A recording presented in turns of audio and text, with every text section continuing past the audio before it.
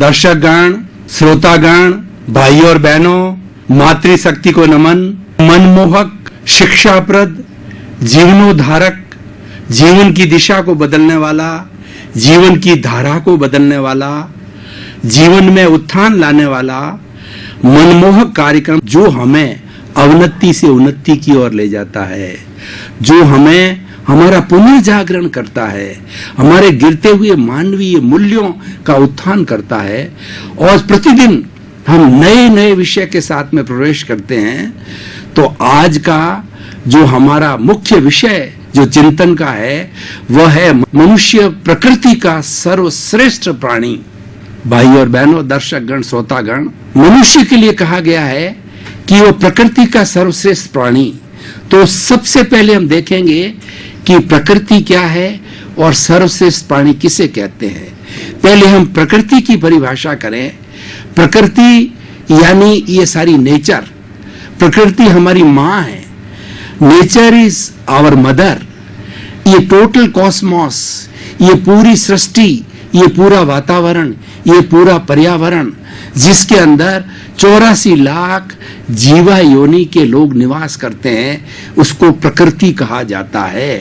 और ये प्रकृति माँ सबका भरण पोषण करती है, जहां पर पेड़ पौधे, मनुष्य, जीव जंतु, कीड़े मकोड़े और छोटे से छोटे वायरस निवास करते हैं। उस पूरी अवगाहना को प्रकृति कहा जाता है, पर्यावरण कहा जाता है। और दार्शनिक दृष्टि से बात करें तो प्रकृति पंचभूतात्मक कही गई है।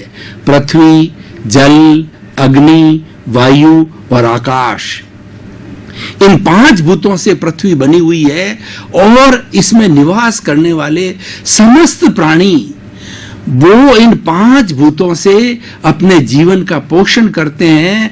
और जब उनका विनाश होता है, उनकी मृत्यु होता है, तो ये 5 भूतों में पुनः विलीन हो जाते हैं। यानी ये 5 भूत इस सृष्टि में, इस प्रकृति के अंदर हर वक्त समाये रहते हैं और ये शाश्वत है। शाश्वत उसे कहा जाता है जो वर्तमान, भूत, भविष्य तीनों कालों में मौजूद रहता है। वो त्रैकालिक कहा जाता है और उसको यूनिवर्सल ट्रुथ भी कहा जाता है, उसको सार्वभौम सत्य भी कहा जाता है। इसलिए प्रकृति महान है। हमें प्रकृति की पूजा करनी चाहिए। और हमारे सबसे पुराने जो ग्रंथ वेद है उसमें प्रकृति के सभी घटकों की पूजा की जाती थी। पृथ्वी की पूजा की जाती थी, जल देवता के रूप में माना जाता था, अग्नि देवता के रूप में माने जाती थी और वायु देवता के रूप में माना जाता था और सबकी पूजा की जाती थी। यानी जो हमारा भला करने वाले तत्व थे उनको हम पूजनीय मानते थे, उनको देवता रूप के अंदर मानते हैं और उनकी पूजा करते हैं। अगर यही अवधारणा आज भी हम माने तो इससे हमारा बहुत बड़ा कल्याण हो सकता है, क्योंकि ये 5 बेसिक चीजें हैं। हम माने या ना माने, सारी सृष्टि का संचालन इस 5 भूतों से ही होता है। और व्यक्ति अगर चाहे कि मैं इन 5 भूतों से ही समाहित रहूं तो कभी भी वो बीमार नहीं हो सकता और वो 100 वर्ष तक जिंदा रहता है। अब भाई और बहनों, दर्शकगण, श्रोतागण, मैंने 84 लाख जीवा योनि की बात कही जो इस प्रकृति में निवास करते हैं। जीवा योनि कौन कहलाती है? जिसके अंदर जीव जन्म लेते हैं, उत्पत्ति स्थान को जीवा योनि कहा जाता है। क्या आपको पता है उस 84 लाख की टोटल क्या है? उस टोटल में आपको बताता हूं। 7 लाख पृथ्वी का है, 7 लाख अप का है, 7 लाख तेजस का है, 7 लाख वायु का है, 10 लाख प्रत्येक वनस्पति का है, 14 लाख साधारण वनस्पति का है, 2 लाख बेयेंद्रिय, 2 लाख तेयेंद्रिय, 2 लाख चतुरेंद्रिय, 4 लाख नारकी, 4 लाख देवता, 4 लाख त्रियंच पंचेंद्रिय, 14 लाख मनुष्य की जाति, 4 गति, 84 लाख जीवा योनि। यानी सृष्टि के अंदर 4 गति है जिसके अंदर ये उत्पत्ति स्थान है। जीवों की संख्या तो असंख्य अनंत है, लेकिन these are the birth taking places where all the creatures take their birth। और इनको ब्रॉड क्लासिफिकेशन में 4 गति रूप में बताया जाता है। नरक गति, तिर्यंच गति, मनुष्य गति और देव गति। नरक गति के अंदर वो जीव जाते हैं जो दुष्कर्म करते हैं, जो बुरी प्रवृत्तियां करते हैं, वो वहां जाकर के बड़े से बड़े कष्ट भोगते हैं। और ये हमारी जो पृथ्वी जिस पर हम निवास करते हैं, इसके नीचे 7 जो है हमारी नारकियां हैं, और वहां पर वो जीव बकायदा जैसे हम इस पृथ्वी पर रहते हैं, उस नारकी के अंदर वो जीव रह करके और अपने कर्मों के अनुसार जो है वो सुख दुख का भोग करते हैं। नरक गति, तिर्यंज गति, जितने भी हमारे चराचर जगत के अंदर पशु पक्षी पेड़ पौधे और अपने कीड़े मकोड़े जानवर है, ये सब तिर्यंज कहलाते हैं। नरक गति, तिर्यंज गति, मनुष्य गति। अब जिस मनुष्य की हम बात कर रहे हैं, जो हम मानव हैं, 7 अरब की जनसंख्या इस पृथ्वी पर है, यह मनुष्य गति के अंदर आता है। और देवगति, देवगति ऊपर होती है, हमारी पृथ्वी के ऊपर देवगति होती है, जिसके अंदर जो सबसे पहले जो है 12 देवलोक है, उसके बाद में 9 नौग्रही बेयक है, और फिर उसके बाद के अंदर अनुत्तर विमान है। इस तरीके से सब मिलाकर के 26 देवलोक है, और उसके अंदर वो लोग निवास करते हैं जो कि बहुत अच्छा कार्य करते हैं, सत्य कार्य करते हैं। मनुष्य गति के अंदर कौन जाता है? जो कि सरल प्रकृति का होता है, जिसमें कुटिलता नहीं होती है, किसी को धोखा नहीं देता है, और किसी को पीड़ा होने के अंदर उसको पीड़ा होती है, दुख की अनुभूति होती है, दूसरे के दुख को अपना दुख समझता है, वह मनुष्य गति के अंदर जाता है। और जो माया करते हैं, छल करते हैं, कपट करते हैं, झूठा मापदोल करते हैं, तो छल कपट करने वाला है वो तिर्यंज गति के अंदर जाता है। और नरक गति का मैंने आपको बता दिया। तो इन चारों गतियों के अंदर 84 लाख जीवा योनि है। अब सर्वश्रेष्ठ प्राणी की बात चलती है, तो इन 84 लाख जीवा योनि के अंदर जो मनुष्य गति के जो प्राणी हैं, जो कि संख्या में सबसे कम हैं, वो सर्वश्रेष्ठ प्राणी हैं। वह सर्वश्रेष्ठ प्राणी क्यों हैं, ये भाई और बहनों, दर्शकगण, श्रोतागण समझना बहुत जरूरी है कि समस्त प्राणियों के अंदर मनुष्य को सबसे पहले देखें तो मनुष्य के पास में ईश्वर ने 5 सांगोपांग इंद्रियां दी है। स्पर्शन रसन घ्राण चक्षु श्रोत्राणी इंद्रियाणी, 5 इंद्रियों के माध्यम से इस चराचर जगत के जितने विषय है, उन सब विषयों को वो आसानी से देख सकता है, सूंघ सकता है, चख सकता है, सुन सकता है, स्पर्श कर सकता है। इतनी बड़ी ताकत उसके पास में है, वो पूर्ण इंद्रिय वाला प्राणी है। और दूसरा, हमारी बॉडी की आप सिमिलरिटी देखें, जो हमारा शस्त्र सार है, उससे ले जाकर के इस बॉडी को 2 भागों के अंदर बांटें, तो ईश्वर ने इतनी समानता इस मनुष्य प्राणी को दी है कि दोनों तरफ सेंटर लाइन से बिल्कुल समान है वह, और वर्टिकल है। दूसरे प्राणियों को आप देखिए, गाय को देखिए, भैंस को देखिए, बकरी को देखिए, शेर को देखिए, हाथी को देखिए, वो हॉरिजॉन्टल चलते हैं, मनुष्य वर्टिकल चलता है। ये ईश्वर ने सबसे बड़ी बात दी है। इसके आगे जाएं तो जो सबसे विकसित दिमाग है वह मनुष्य का दिमाग है। आज इस चराचर जगत के अंदर जितना विज्ञान आया, जितनी फैक्ट्रियां आई, जितने कल कारखाने लगे, जितनी प्रवृत्तियां हुई, सबसे बड़ा कल कारखाना फैक्ट्री मनुष्य का शरीर है। और उस शरीर के अंदर जितनी जितनी फैक्ट्रियों के हिस्से चलते हैं, उसी के आधार पर मनुष्य ने दिमाग से, विज्ञान के माध्यम से आविष्कार करके वो चीजें भीतर के ज्ञान से ला करके वो बाहर में लाई। हमारी भारतीय संस्कृति, भाई और बहनों, दर्शकगण, श्रोतागण, बहुत ही उच्च संस्कृति है, शिक्षा प्रधान संस्कृति है, आचार प्रधान संस्कृति है, धर्म प्रधान संस्कृति है, मूल्यों की संस्कृति है। इन संस्कृति के अंदर हमारे पुराने ग्रंथों को देखें, वहां पर ऐसी ऐसी रिद्धियां सिद्धियां थी कि वहां पर अपने पैरों के ऊपर लेप लगा करके हमारे ऋषि मुनि, जैसे एयरक्राफ्ट जाते हैं, हवाई जहाज जाते हैं, हजारों साल पहले पूरे ब्रह्मांड का वो भ्रमण करते थे। पुष्पक विमान की बात आती है रामायण के अंदर, वो पुराने समय में हो चुका है। आज विज्ञान ने जो कुछ पाया 100, 200, 300, 500 वर्षों के अंदर, वो सारा हमारी भारतीय संस्कृति के धार्मिक ग्रंथों के अंदर पहले से मौजूद है। सोना बनाने की विधि हमारे यहाँ है, और आज हम कहते हैं यहाँ बैठे बैठे हम टीवी से जो है दूसरे लोगों को देखते हैं, मोबाइल से काट। तो भाई और बहनों, पहले हमारा इंट्यूशनल पावर जो है वो इतनी थी, हमारी संप्रेषण की भावना इतनी थी कि आज अगर शिष्य यहाँ बैठा है और गुरु 1000 कोस, पहले कोस चलता था, 1000 कोस बैठा है, तो गुरु जो है अपनी भावना जो है अपने शिष्य तक भेज, एक छोटा सा अदृश्य पुतला बना करके एक मैसेज के रूप के अंदर, जैसा कि आज SMS जाता है, या आज जो भी चीजें हमारे कंप्यूटर के माध्यम से या हमारे मोबाइल्स के माध्यम से, टीवी के माध्यम से जाती है, तो पहले भी शिष्य गुरु आपस के अंदर इस तरीके से भेज करके वार्तालाप कर लेते। तो बंधुओं, ये सारा जो आया, आज जो आया विज्ञान के अंदर, ये हमारे भीतर की प्रयोगशाला से आया है। तो मैं ये कहना चाह रहा हूं भाई और बहनों, दर्शकगण, श्रोतागण, कि मनुष्य के अंदर दिमाग इतना ज्ञान है, परिपूर्ण ज्ञान है, कि वह मनुष्य संपूर्ण ब्रह्मांड का, चराचर जगत का भूत, भविष्य और वर्तमान को देख सकता है अगर इतनी साधना करता है। और अपनी जो सोल है, अब ये सोल है, वो अनंत ज्ञान, अनंत दर्शन, अनंत चारित्र, अनंत चेतना और अनंत सुख का धाम है। सब कुछ इसमें से निकलता है।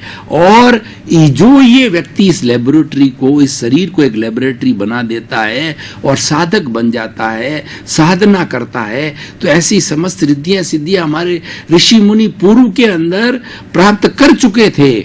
आज आप महाभारत का समय देखिए कि धृतराष्ट्र अंधा था, लेकिन संजय उसके पास बैठा बैठा जो कुरुक्षेत्र के अंदर कौरवों और पांडवों के बीच के अंदर जो 18 दिन तक युद्ध चला, और जिस समय गीता लिखी गई, वो 18 दिन का पूरा एक एक पल का विवरण, वो दृश्य जैसे हम टीवी पे देख रहे हैं, जैसे कि आप मेरे को देख रहे हो, मैं आपको देख रहा हूं, वह संजय जो है वो अपने उस रिद्धि सिद्धि के माध्यम से एक टीवी बना करके देख करके, क्योंकि धृतराष्ट्र जो कौरवों का पिता अंधा था, तो वो जो है वो बोल बोल करके उसको बताता था। श्रवण शक्ति बहुत तेज थी धृतराष्ट्र की, और उससे जो है वो प्रभावित होता था। उसने पूरा महाभारत का चित्र जो है सांगोपांग तरीके से संजय ने धृतराष्ट्र को बताया।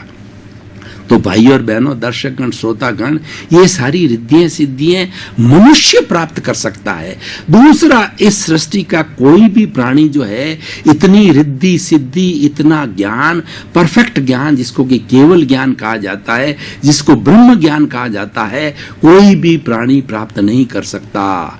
इसीलिए हमने प्रकृति की बात कही, सर्वश्रेष्ठ प्राणी की बात कही, तो ये कर्ता कौन है? मनुष्य करता है।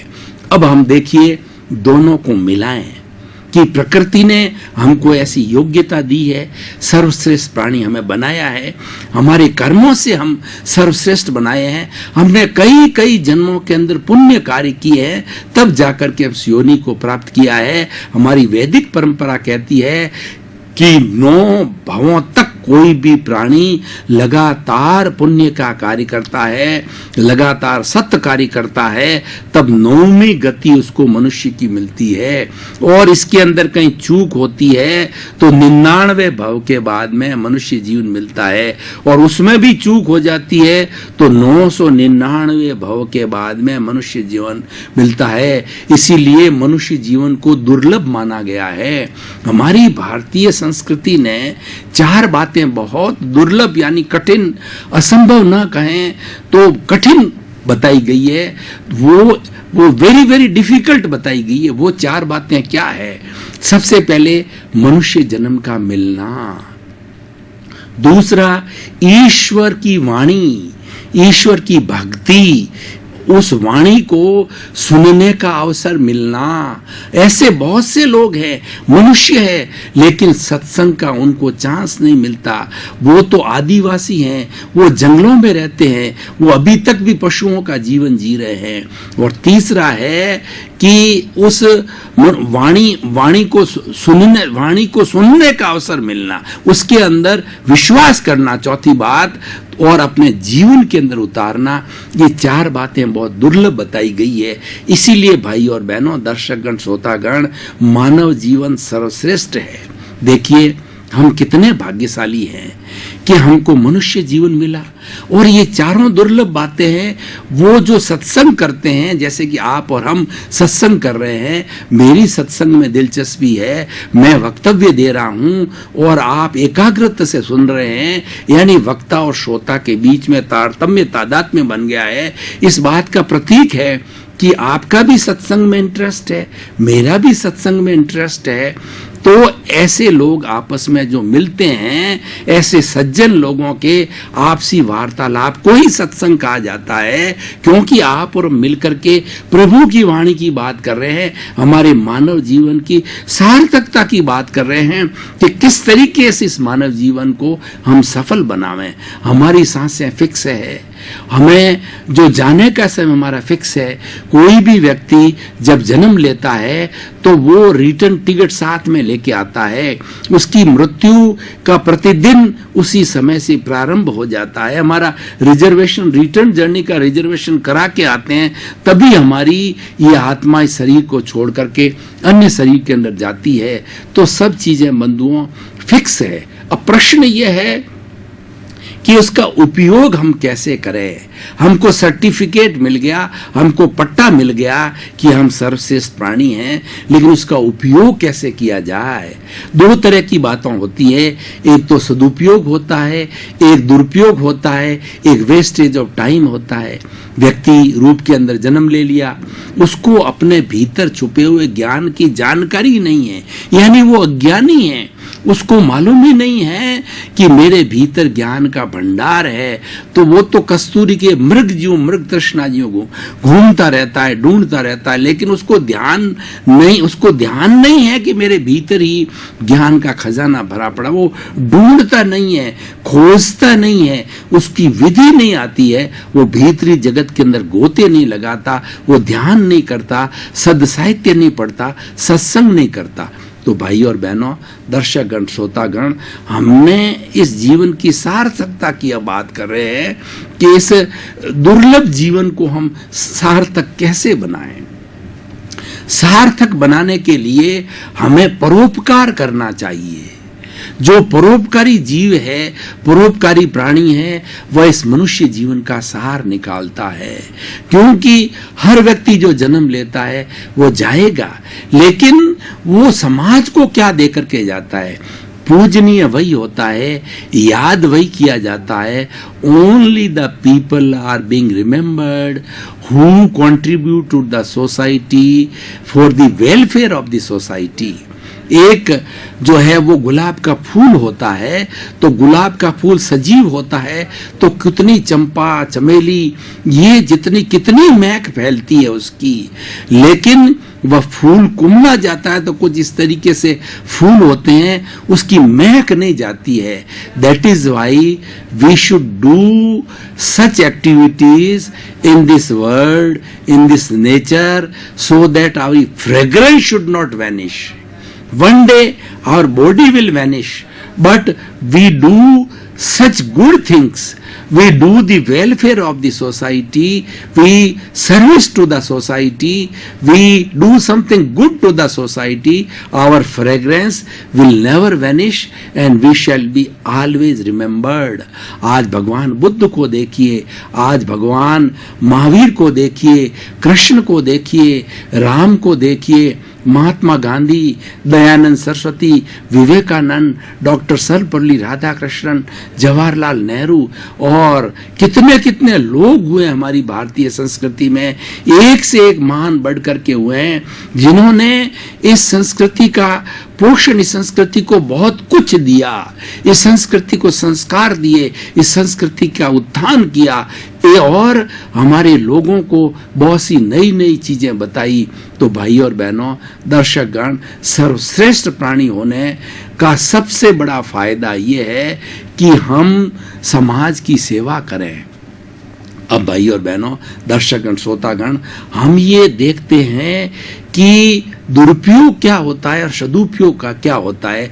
परोपकार की बात हमने कही, पर उपकार, दूसरे का उपकार किया जाए, और वो उपकार तन से होता है, मन से होता है और धन से होता है। 24 आवर्स जो परोपकारी व्यक्ति है वह कोई भी कार्य करे, जो भी कार्य करे, उसके अंदर उसकी ये भावना ये रहनी चाहिए कि मेरा जो ये कार्य है वो किसी लोगों को डैमेज करने वाला तो नहीं है, मेरे परिवार के सदस्यों को नुकसान पहुंचाने वाला तो नहीं है, मेरे व्यवसाय जिसमें कर रहा हूं उसको नुकसान देने वाला तो नहीं है, मेरे देश के लिए द्रोही के रूप के अंदर वो कार्य तो नहीं है, या संपूर्ण मानव जाति का जो है वो विनाश करने वाला है, या संपूर्ण मानव जाति का नुकसान करने वाला नहीं है, उसको फायदा पहुंचाने वाला है, तो वह व्यक्ति, उसकी सोच बहुत विधायक है और वह सर्वश्रेष्ठ प्राणी है। और सर्वश्रेष्ठ प्राणी होने का वो पूरा के पूरा फायदा उठा रहा है। दर्शकगण, श्रोतागण, अब आप देखिए कि लोग कितना कितना कार्य जनता की भलाई के लिए करते हैं। मैं आपको एक उदाहरण देना चाहता हूं कि इस वक्त जो हमारी इस धरती के ऊपर, हमारे वर्ल्ड के अंदर जो रिचेस्ट प्राणी है धन की दृष्टि से, बिल गेट्स है, उसकी मैंने जीवनी पढ़ी थी, तो उसकी कितनी संपत्ति है, अरबों खरबों की संपत्ति है, और उतनी कितना उसके आय होती है उनको खुद को भी स्वयं को मालूम नहीं। लेकिन उन्होंने अपने जीवन का लक्ष्य बनाया बिल गेट्स ने कि मेरे स्वयं के लिए मात्र मेता जितना रोटी, कपड़ा, मकान, शिक्षा, चिकित्सा, भरण पोषण के लिए मिनिमम मेरी आवश्यकता है, उसकी वो पूर्ति करते हैं। वही पुरानी गाड़ी, वही पुराना 50 साल पुराना बंगला, वही अपनी सादगी, simple living and high thinking के फॉर्मूले पे चलने वाले, और वो 98-97% उनकी अर्निंग का, उनकी आय का जो है वो लगाते हैं, वो ट्रस्ट के माध्यम से लोगों की भलाई के लिए लगाते हैं। ये इस बात का परिचायक है कि आपको हमारी भारतीय संस्कृति की जो विशेषताएं हैं उसको जानने की उत्कंठा है। प्रतिदिन नए नए विषयों की जो हमारा उत्थान करने वाली बताता है। जगत कल्याण हो, आप सभी का जीवन सुखमय हो, आनंदमय हो, धर्ममय हो, और जगत के सब जीवों को सुख मिले, शांति मिले, सबका मोक्ष हो। आपके प्रति मंगल भावना, शुभकामना।